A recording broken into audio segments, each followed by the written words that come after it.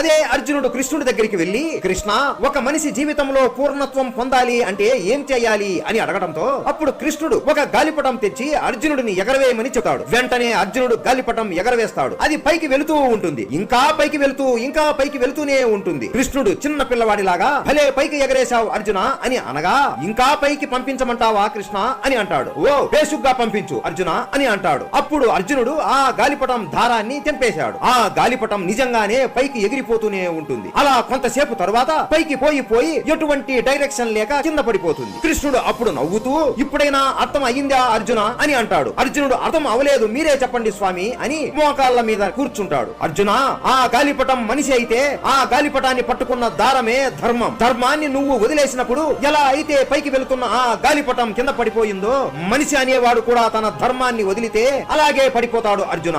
మన వేదాలను అర్థం చేసుకుంటే ఒక మనిషి సునాయాసంగా